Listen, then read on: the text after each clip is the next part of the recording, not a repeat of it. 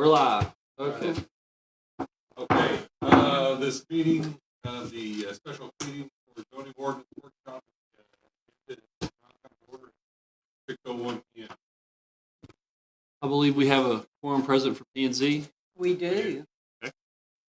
and we have and we've got a quorum present for council. Yes. Mayor Moss is out traveling today, and we were advised this afternoon that Mayor Pro Tem Leah Young has the flu, and so we appreciate her absence.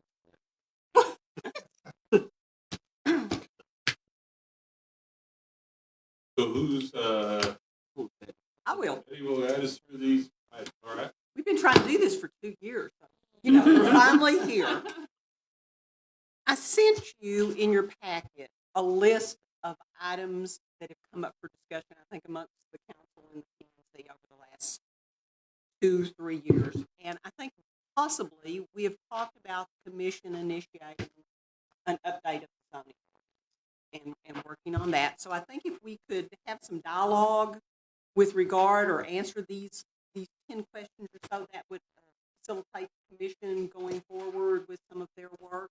And then hopefully commission and council can get back together once we have some kind of consensus on the amendments we want to propose with them.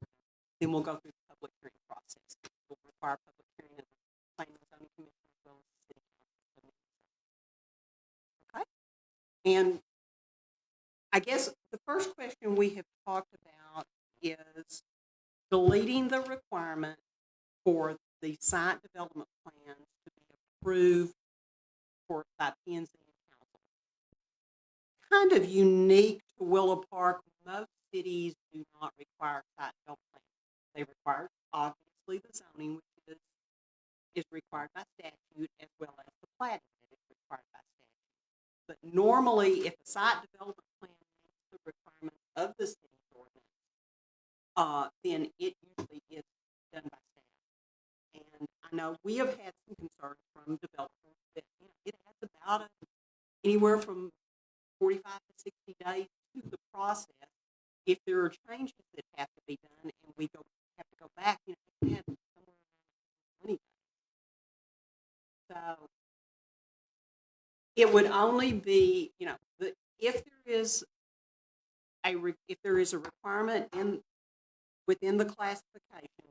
In other words, if for some reason they can't put in the required parking space, then obviously that is a variance that would go to the Board of Justice.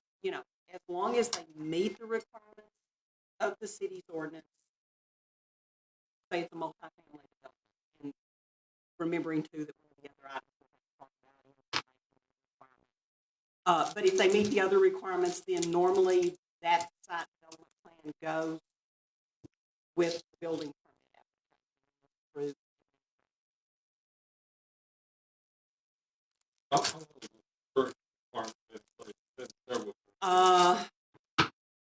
It was in the zoning ordinance prior to the update, so I would say probably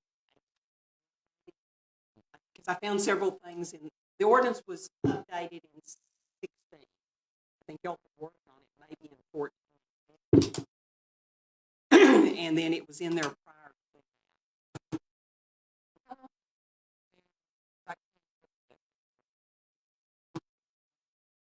They don't. It's just that extra time requirement of having to go to commission and council because of the meeting. Would Spring Hill Suites in the building, is that an example? That was a prime example.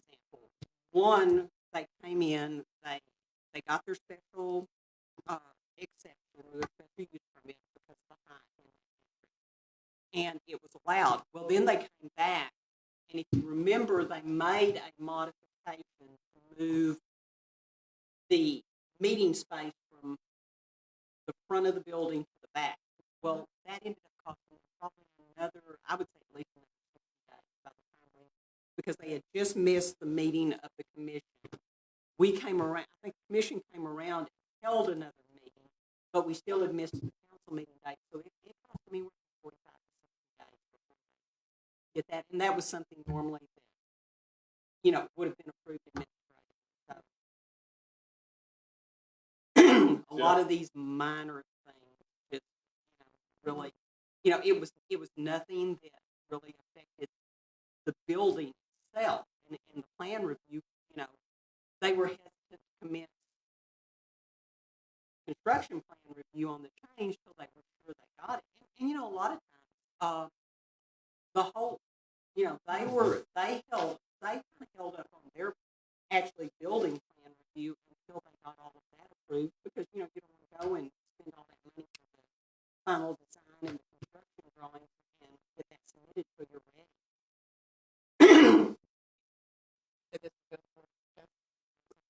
If there's a variance required. Yes.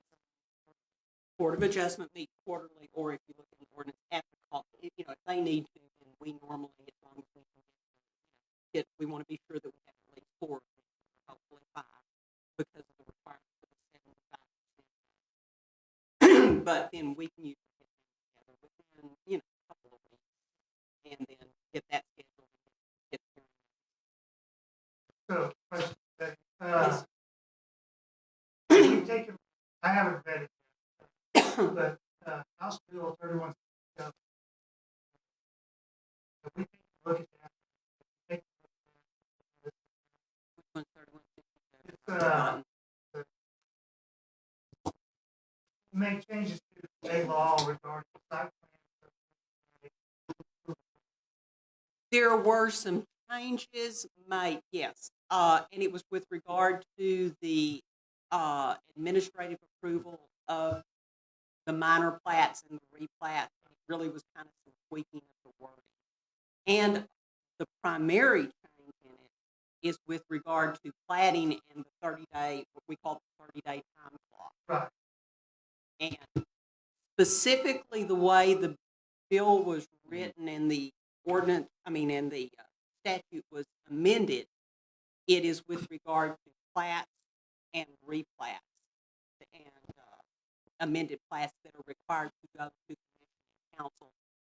And yes, that has drastically changed what we have to do with that.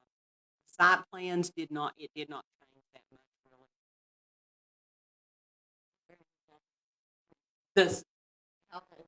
The platting process, what it has done, it has required cities, when they accept a plat or a replat, we have to be sure that it is administratively correct. In other words, everything is on there, because we no longer have the ability, like when it comes to commissioner council, you don't have the ability to go in there now and say, okay, we'll accept it if you do da da da da da.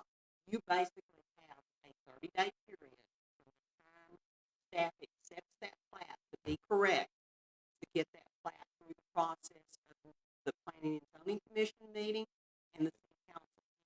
So these plats are valid. Yeah. It's a 30-day shot clock. It is. On plan. And if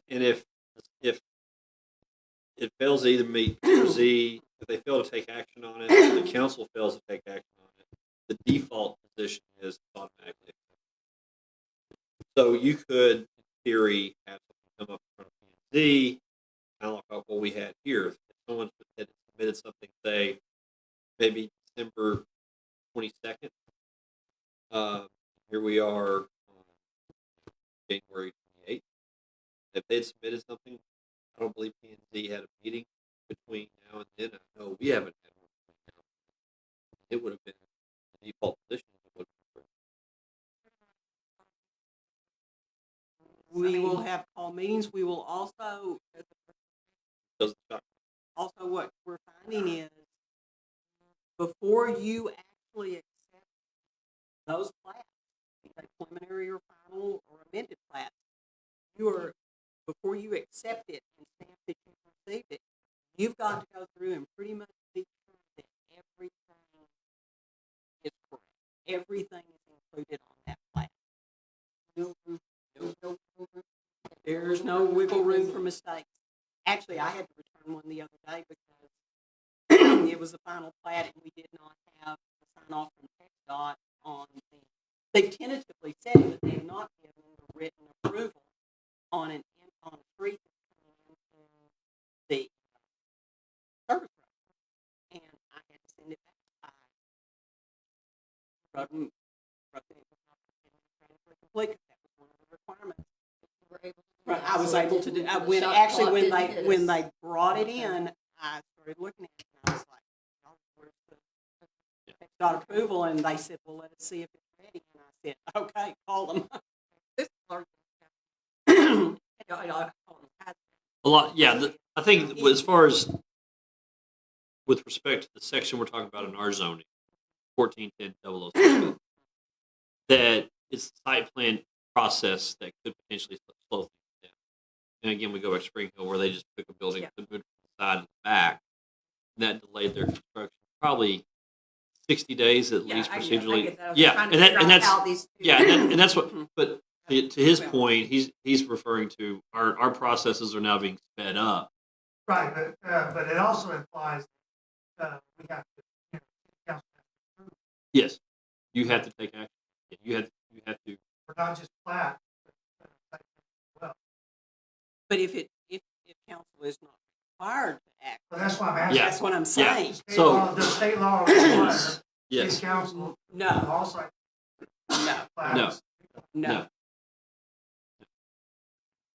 Because this is the way I've read it applies. State law does not require us to approve. No, in fact, that's probably a pretty unique provision within your zoning ordinance, as I've looked at it from Hudson in Oaks, the area. And Hudson Oaks doesn't have. Staff has the authority. I Not don't disagree change. with that. Yes. Yeah. We're going-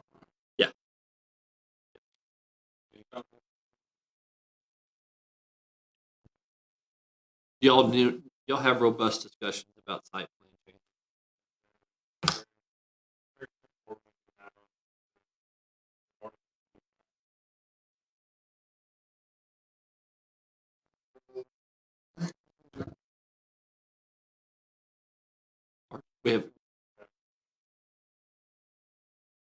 We have similar.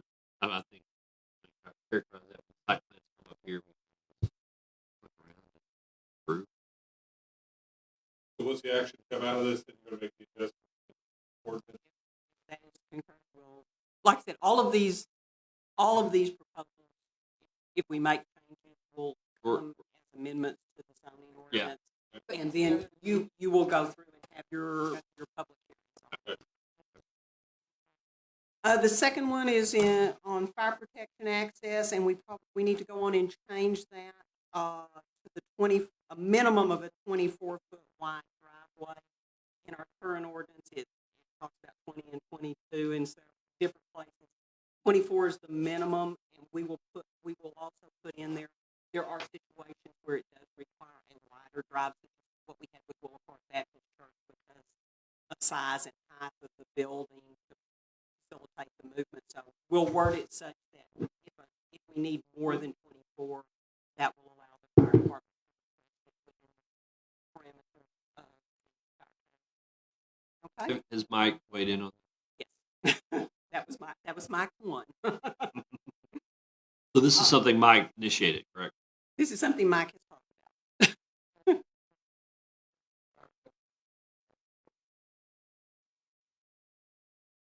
Okay. In our ordinance, it's in a couple of places.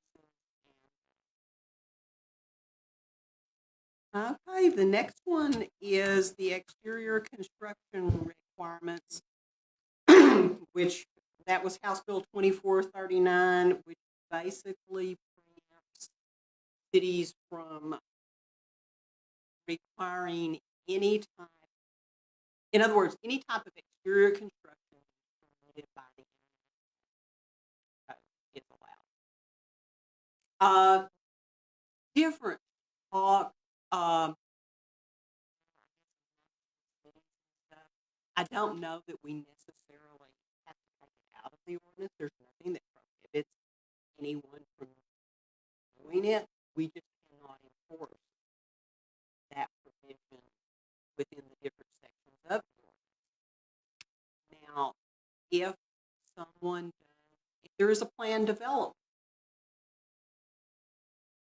can negotiate that because that is a contract. And you know, and it's a good guideline. I mean, you know, if you've got someone that's proposing a PD, sometimes they go along with it. If it is changed, if for some reason next session this bill was amended or changed, or they came back and said there would not be a requirement, our ordinance would already have our existing. I mean, we cannot require it. No. Go ahead. Right, so that's my take, right? If it's not required, we can't force it. Well, you can do it either way. It's, you know, if you want to, we'll go and take them all out and just mimic what it says now.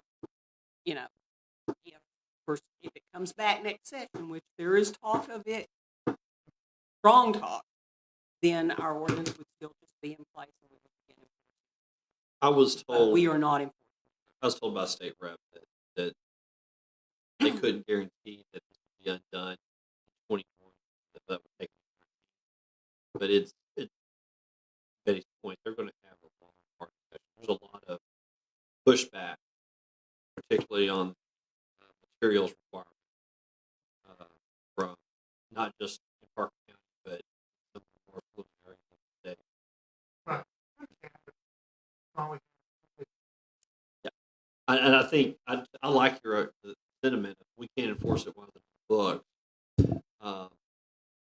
This is one of those we can take it off, and then if they change the legislation, bring it right back up.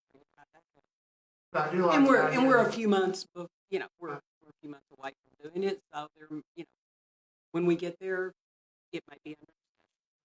But I do like the idea that for development,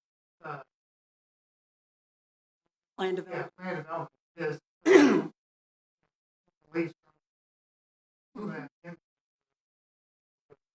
Yeah, you'll have, and I think what you'll probably end up seeing is more planned developments come this way because of that provision. If it's just one developer, then it's most likely you probably won't see that. But typically, you're going to have multiple builders come in, and that developer won't have any leverage over that individual builder to not do something final siding versus brick. And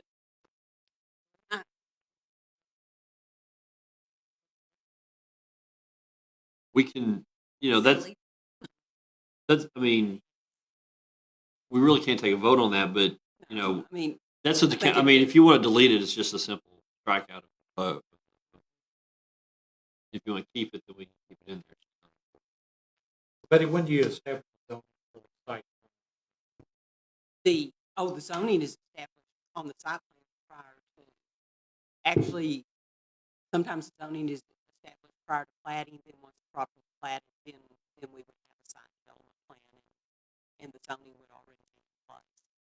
That would be established for the plan you're talking about, they will? Only no, we're still going to do the site plans. They would if someone came in and wanted to do a plan development, that is a zoning basically. So that's where, and that is a contract between city and that developer. So you can put in your requirements as long as they agree to, and both of y'all agree to that contract or that PD zoning. So that PD zoning would actually, it's separate. It's specific to the property, and we have PD zoning requirements back within our ordinance already. So that is the material is negotiated at the time the PD is established. No, I was not talking about zoning. Oh. The zoning for the areas, it's established in that site plan It is established prior to that site plan by what process? through the normal zoning process, through the public hearing process, and then of course the ordinance requires also that once the property has the permanent zoning on it and all prior to the site development plan, it must be platted. They can't just go and develop a property out of the survey tract. It has to be a platted lot. And the plat is separate and prior to the site development plan.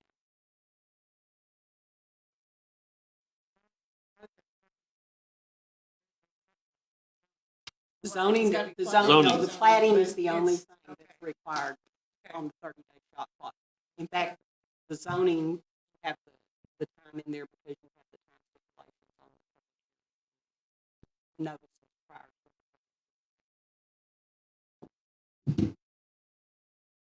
to. Okay.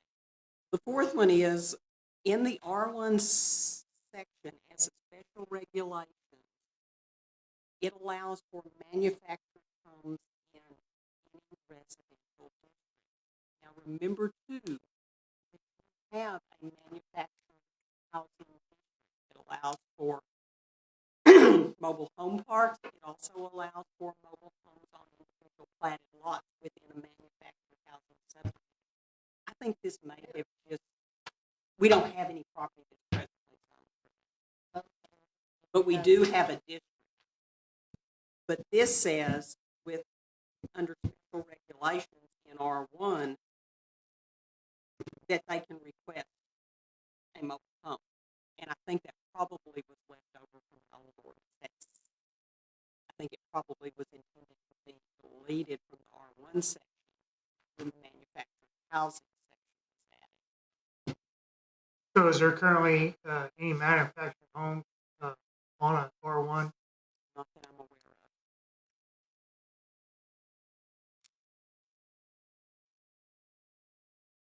I think this was probably something that was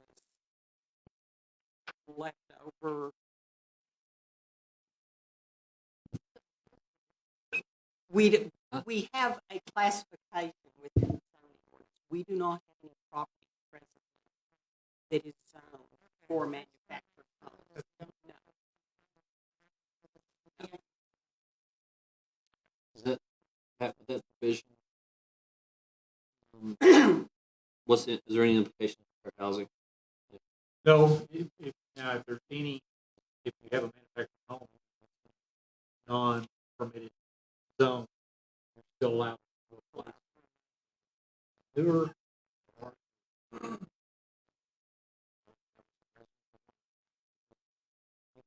even for I didn't catch it. so basically, the way the Manufactured Housing Act provides is that if you have an existing manufactured home, mobile home, and you replace it with a newer one, a larger manufactured home, you can do it in any pre-existing location, regardless. If you own one, but if there's a vacant lot in R1, you put a manufactured home on that vacant lot that you do not own, it's the whole new transaction. In our R1. Well, by now you probably could. That's what this is. Yeah. That's what I'm saying. Yeah. You could. I wouldn't do it. I would allow it. Yeah. Okay. Like I said, I think it probably was just overlooked, but it does need to be corrected if that's what y'all choose. Gary, you got any comment on that? Sure. Sorry, Jared.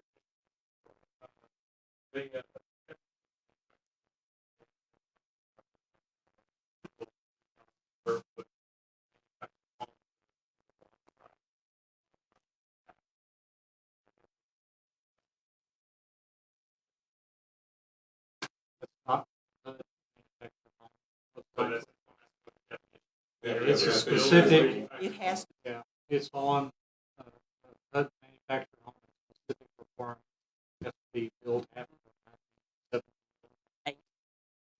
For that home.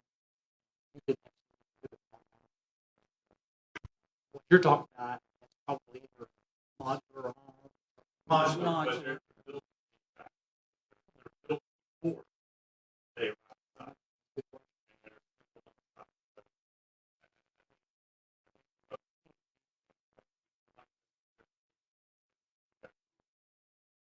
I have amended other ordinances, and what we have provided, what we provided in those other ordinances the definition of the HUD manufactured home. I've also been told that as long as you have a district or an area that allows those HUD manufactured homes, then you can put them in those areas. Now, if there is an existing one in any residential or even any commercial district that was prior to the amendment, then you could not require them.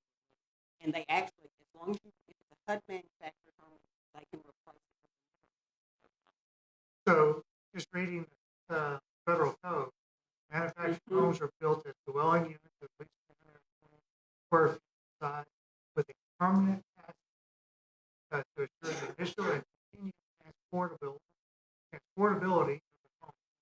The requirement to have a real chassis permanently attached differentiates manufactured houses from other types of prefabricated systems. Right, right. And They have to meet our building codes, meet the building codes. Be all right. But I do think it would be good if we went on and amended our definition.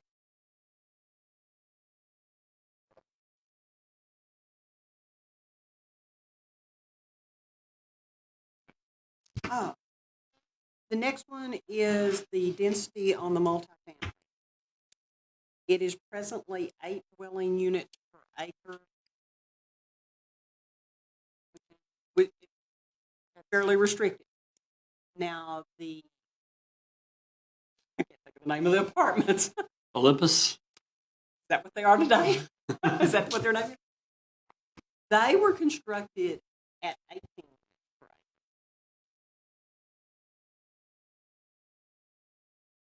Are we happy with it or we not?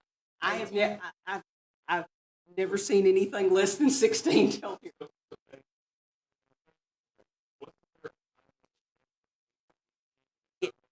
It Yes. went back to 8. Yes, we There's some ambiguity. I'll It was 8.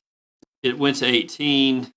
A certain development came in, and then it went back to 8. I think that's the time. 8. Yes, 8. Amended, went to 18, suddenly became 8 again. There's ambiguity to it. I think the question moving forward is: are you happy Are you with? happy with 8? Would you be happy with multifamily with the density that's at Olympus? Where's Olympus? The Crown Point Boulevard. Crown Point Boulevard. Okay. What we have commonly referred to as Kyle's apartment.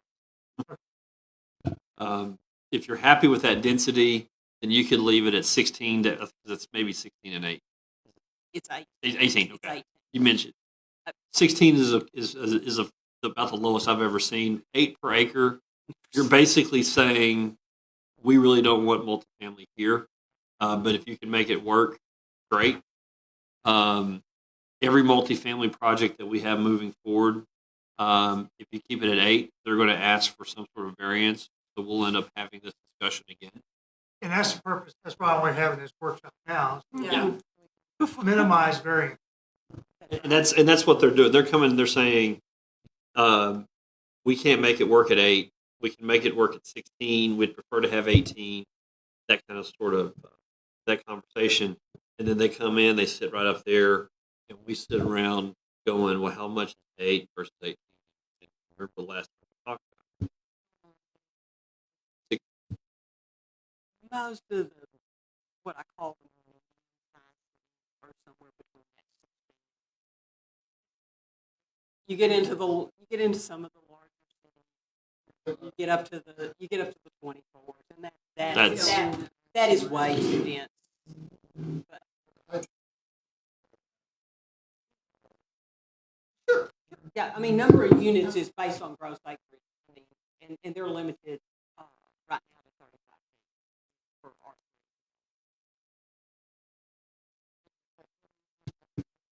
Is that R3 that's in our zone? So was that 35 foot put in there because of, and is that just straight for multifamily? Or is that Yes. Any It was- structure. If, 'Cause for any structure. in with the our- purchase of the ladder truck, we are now able to go Oh, yeah, above. yes, you could go higher. Okay.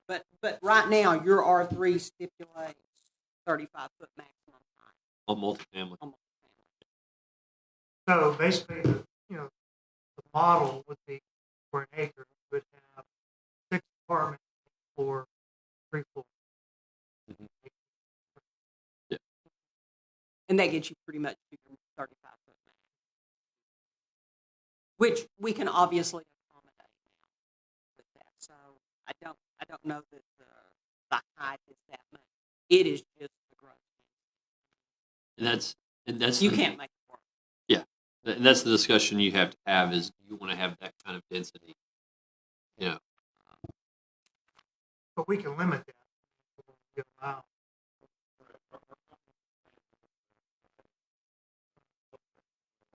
Yeah.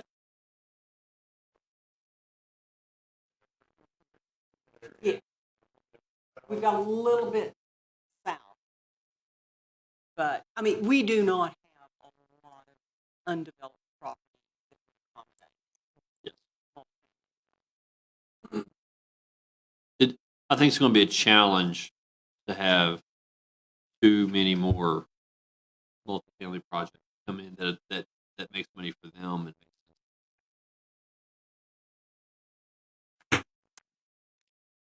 But for purposes of staff, so we get on this, y'all have a recommendation you want us to work on. Pretty good.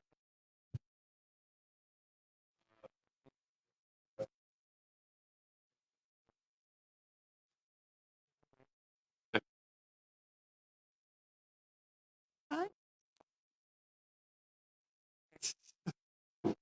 Where are you? Okay, single or R5, single family, medium density. It requires, okay, R5 allows front facing garage. Yeah. And presently, the ordinance requires that they be divided doors, or 2 single doors. It's Texas. Very few people drive compact cars, 1 or 2. And what is occurring, we've allowed a higher density, but we've not increased the size of the garages, so the cars don't fit in the garage. The streets are becoming congested because you may get 1 car in there, you're not getting 2. And so therefore, you have cars parked in driveways. Sometimes can cause side restrictions, sometimes don't, but whatever. And if you are a family with children that drive, teenagers that drive, then you have an extra car or 2 that's parked out in the street. So we got a problem. So can we put a requirement in that says the garage must fit at least 1 dually? Man, I like the way you think. Probably not. That's right. Hey, And whoever runs for representative or senator says, I'm going to require all parking spots to be big enough for us. They have well, I can tell you as a resident of Willow Park In one of those subdivisions. who lives in one of those subdivisions, who has a young teenage driver, who has decided that dad's parking spot right by the front door is a good spot for her, who now has to park out on the street, who does not have the automatic start that his wife and his daughter have. It's very, very hard in the morning. Sure, good man. No, It is restrictive. It is. They do not have the compact cars. I would definitely be impacted by this. And if y'all ever change this, I am taking out the 2-car garages right then and there, and I'm putting 1 in. For Willow Park Village, they added it didn't have that requirement before. They were required. That was a couple of people were hearing. Yes. Does settle What's the subdivision? Stagecoach? They don't. So, The I Saddle, don't think they should. No, Saddle Ridge, Saddle Ridge. That's- doesn't, The one Yeah, south, the you one don't south of you require- guys. Yeah, we Yeah, don't we don't. require it. Yeah, we don't have Right. a facing garage. Yeah, but I'm talking about the subdivision They south. down. No, they don't. They don't. No. So it's just Meadows Place at the moment. It's just a stagecoach Winter chicken neighborhood dinner. that has. We don't have an HOA. Now, the post office park on one side of the street, and whenever that came forward, Even that's it what we still required is them to- just congested. It is just hard on residents. You know, if you're going to do it, if you were going to do it, you should have had the requirement in the R5 that they be, like those garages be wide. You're going to have to divide it.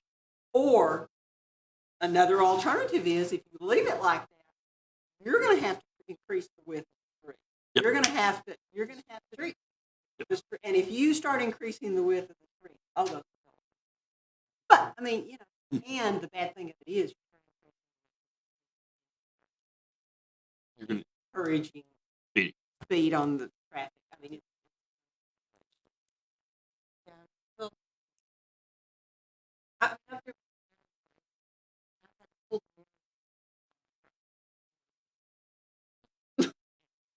And so, and it's it's really it would be the streets could accommodate the I traffic guess and that's the another parking subject, but if we didn't have some of these options. And it's I think probably because the R5 is new, that's probably it was. This is probably one of the first amendments to the R5. So we've seen there's two things that we see right now that are very obvious that are not working. One is the divided garage. The next one is B, which is the 6-inch high curb that's required under that privacy fence, which is creating a swimming pool in people's backyards. I have never seen that. I mean, there's nothing. I mean, a concrete footer under the fence is fine, but the concrete footer only needs to be about like that. supposed to be ground level. It is, but that's not the way it's written in the R5. And if we did that, we would create swimming pools and have. And I think it's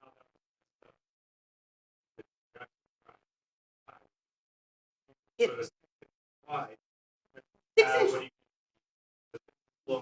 When, Right. Yeah. Right. Yep. I mean, you need that. So you would provided for the metal post.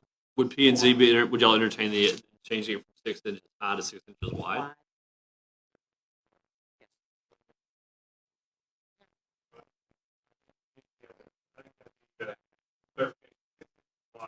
Sure.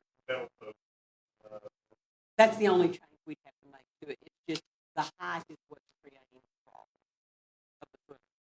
I think for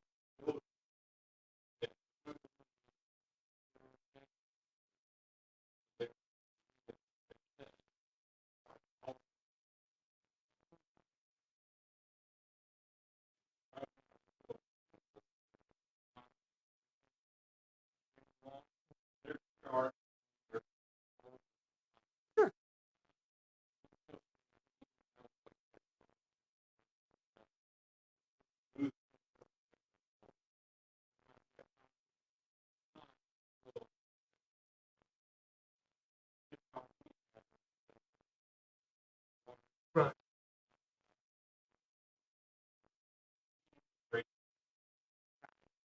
And I would put something in there, just exactly what Bernie said, not to impede. Well, and Right. they are required. We do require that the lot have a grade plan and minimum slab elevation. Also, this will eliminate, like I said, the problem we had with the water being retained on the site. And unfortunately, when you get one that tall, they say, well, we'll put a weep on it. Well, that's effective until the soil gets into that because you can't, or the grass or whatever. So going back to that two-car car. garage. So, we're, I guess, in agreement to fix that. Remove the divided. Have y'all had any feedback from Kevin or Hunter? Because they're the only ones really building with those requirements. Yes.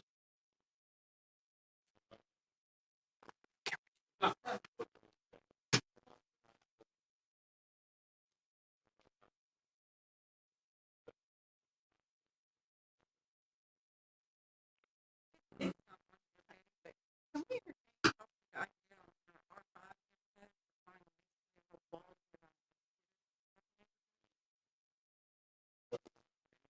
yeah, like the exterior. You can Because do wood screening wall. fences, they build, they, really might.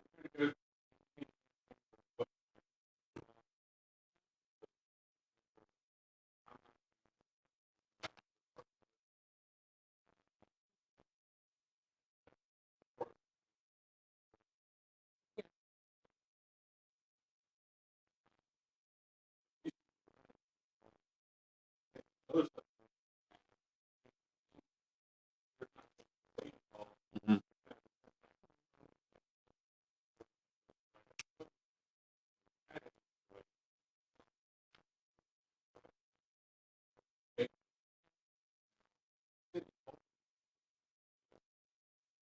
you've got wood fences, like the fence falls down, and it's just a mess. It's terrible. Do we enforce, go to them and say, hey, you got to build this? Does that make sense? They're on the exterior, their lot originally Well, a they're, screening wall. every but property owner is required to maintain not only the structure, but their fence. Yeah. They're required to maintain their fence. Now, I'm not going to tell you. Let us look at it and Yeah, see if look we at can it, work but it, not today, but because I I don't just- think you want one of these where, now, you may have a subdivision where you go in and say every fence on that, every rear fence on X Street has to be, wrought iron, making things up. And you can require that as a requirement of the plan on the development, that those fences have to be installed Yeah. with wrought iron and maintained. Yes. Yeah, lots of, We can, right. you I think you look at it through each subdivision. I just like to explore that. They, it protects the rest of the city. There's a neighborhood that goes way down. The rest of the city. And a lot of those subdivisions, I think would we- think would be done as plan development. So you would have some negotiation ability with them on that.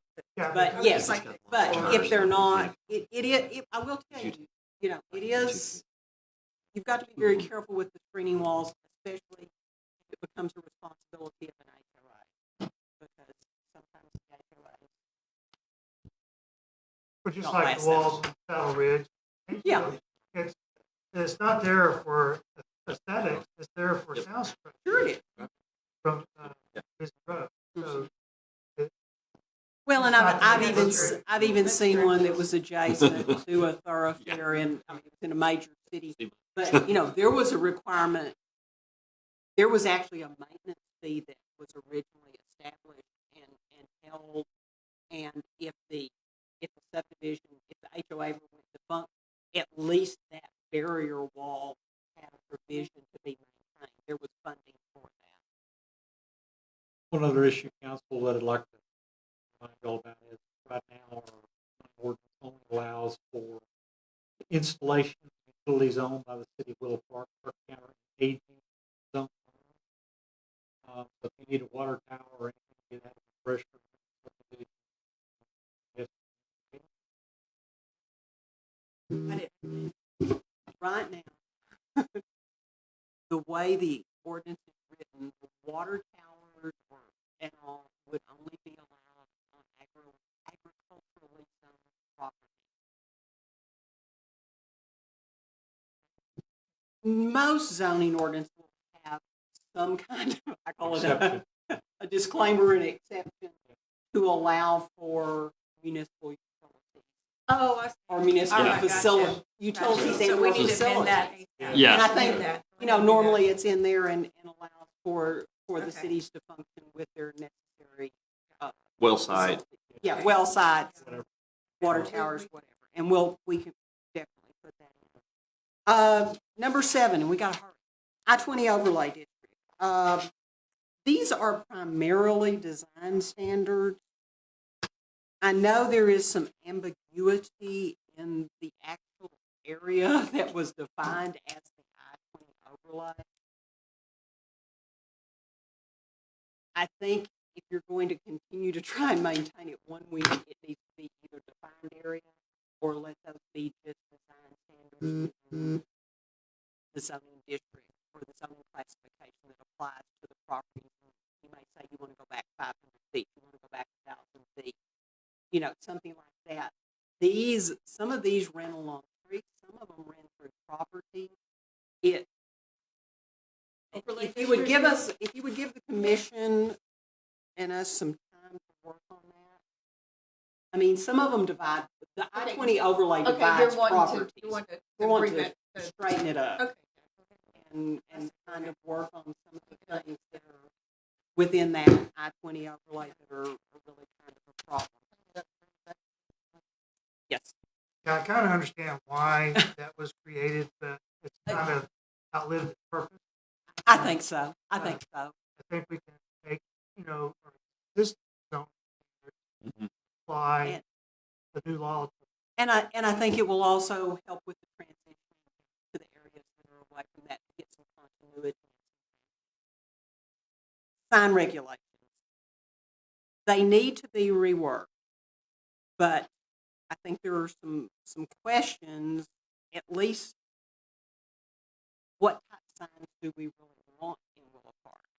And right now, do you want to continue? You cannot remove the billboards that are there. Do you feel it's necessary to have new billboards? And I think that's something both commission and council need to think about, because if we're going to rewrite the sign ordinance, we obviously need to put in provisions for those if we have them. And are they going to be stagnant billboards like the old billboards were? Or are you going to have digital? So I have some thought on it. So I don't know if you've ever been on the North Carolina, South Carolina border off I-95. Not lately. That's just my But there's a honeymoon. place called South of the Border, and about 100 miles in either direction, billboards, and they're placed about every mile, almost every, it probably is every mile or 3/4 of a mile for 100 miles. At least 100 billboards in either direction, north and south, advertising. So one of the recommendations is limit the number of billboards that can be done in a certain space or area. Two, I'm not sure what TxDOT law is as far as digital sign and how far away they have to be from the road, blind drivers. They It's It they depends really, on where you're at on Yeah. TxDOT. I know that there's some in Fort Worth that, I agree with you. Digital billboards, I think, is where the train's ultimately going. I think it's stagnant. But we can limit the number and in the space. space. I don't know if there's an illumination standard. We can limit. I mean, I guess the question is, do you feel they're a necessary form of advertising that you want within the city? And we can come back and give you some proposed guidelines. It's just, But from cost,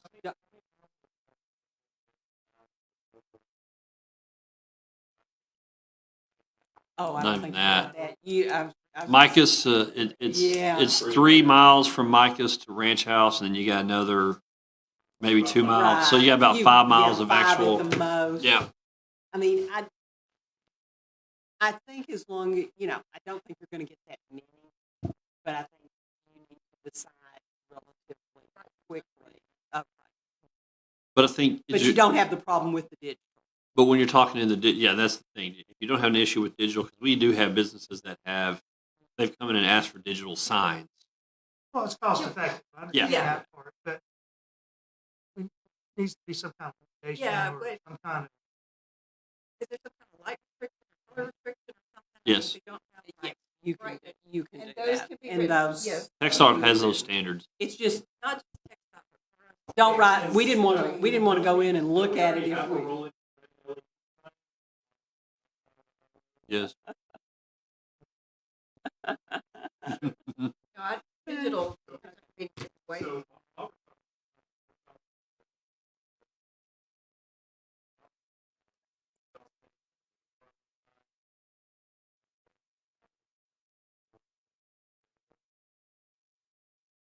The one business in particular, we have reached out to multiple times. I think we haven't. We either sent them a letter this week. We're in the process of sending a letter to rectify your sign situation. There's not really. We don't have a lot of leverage other than we told you this is going to happen at some point. About to. At Currently, some we don't, point. but when we rewrite the billboard thing or whatever, we put in there, It'd be under businesses, that I mean, It'd be under substandard. It's under Yeah. substandard It'd structure. have to go through building standards and okay, well, I'm just thinking, while we're on the Temporary signs. Flags, banners, fingers. stop. talking Yes, tax, no, limited. Bernie, If one person has them, everybody wants 5. we're talking about your favorite signs. The wax feathers, the things. We don't. You got any recommendations? So here's the thing, right? And my wife's a realtor, so, and she's not the only one impacted, but when they have to do open houses, with the little signs out there, they're expensive, and she goes and collects them when she's done. Mhm. So they're up for a couple of days, typically, right? Mhm. And if she doesn't recover them, then it's money lost from her part. Right? So I don't see anything wrong with that as long as they're recovering. But if Bernie's having to find them, We pick them up. Real estate. We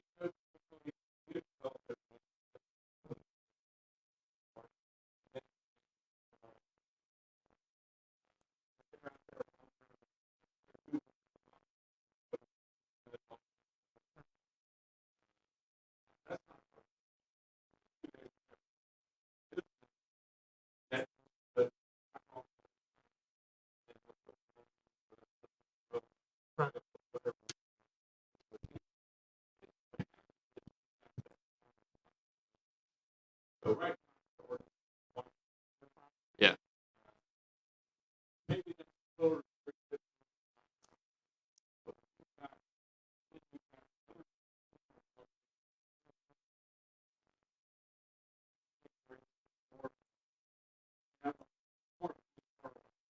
Mhm.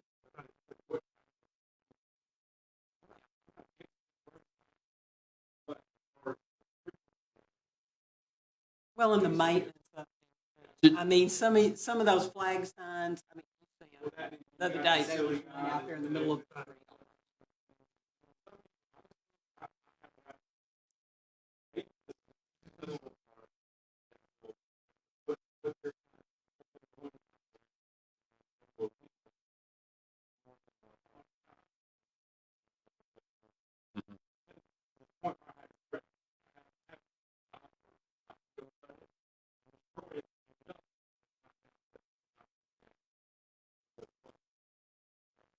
But I think to your point, realtors are not putting the same No. temporary sign. Hopefully, You're not. hopefully we're not putting the same sign in the same yard, Right. every It's weekend not- for. That's not the problem. right? Yeah.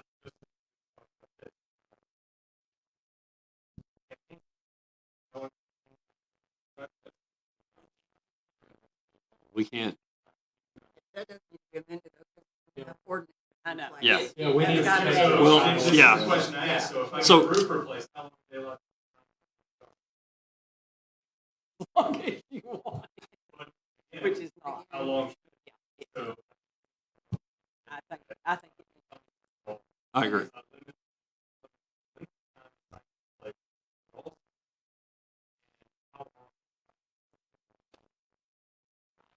And maintain.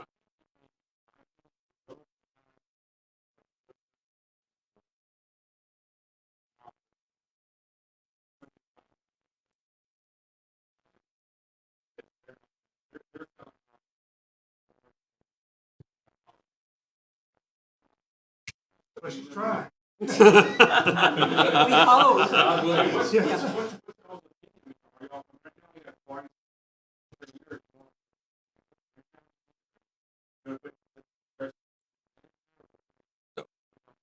Yeah. No. You know what? Well, and one of the I mean, problems I- is I they can become see- they become permanent. Yeah, It's I real see that cheap. effect, but I think about or Boulevard Blue. You know,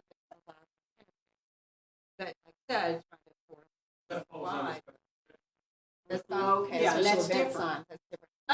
Okay, I'm thinking. We're that talking- you You have follow- follow- Okay. Oh, Okay. That's all different. Okay. Okay. let's just cut. Stop. We have a business over by the shops. Okay. Every 30 days, they're going to put out a feather. We know it. We know it's coming. They know it's coming. Yes, they're going to do something inflatable out there. And here's the dance. They put it out. We see it. Did you get a permit? No, you didn't. We write them a letter. Remove your sign. They come back. No, we go out there. We're going to take Okay. this. I mean, How about- we've done this dance with the same. How about this? Can we put something in the ordinance to make it easier to enforce stuff? You don't do it, you don't get a, you know, I mean, maybe We not can't do that. extreme. Well, you issue citation. No. You just issued citation. Without warning? Can we issue it without warning? Mhm. Okay, well, how about we issue it without warning? You don't want to get a permit? Okay, you gotta pay $200. Yep. Boom, right there. Let's put that in. Because there's no sense We got in 3 minutes. telling- We need. Yeah, we got 3 minutes. Okay. Polar monument signs. Do we like pole signs? Do we like monument signs? Do we care? My recommendation is just have staff. Put some Okay. together, yes. Okay. Staff wish and list. P&Z will do it. Let us take a look. Okay, we've already done 9.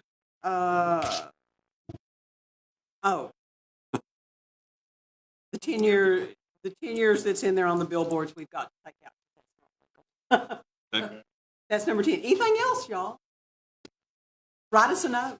We're out of time. Seriously, council, commission, vote. If there are other things as we start working on it, just drop us an email or drop us a note, because it's going to be a few months before we come back. I want Try to. to come back with a conference. I want to thank P&Z. Yes. Yeah, thank you. I want to thank y'all for coming to the joint meeting. You guys really take this job seriously, and your due diligence really helps us as a council make better decisions. We trust your judgment, or at least I do as staff. I'm pretty sure the council does as well. But we trust your judgment. We thank you for your service. Y'all are the first line of defense. You'll probably get yelled at more than we do, and we appreciate it. Here. Good. Meeting's adjourned. Workshop's adjourned. You want to do a 2-minute recess? 2 minute recess. Carrie.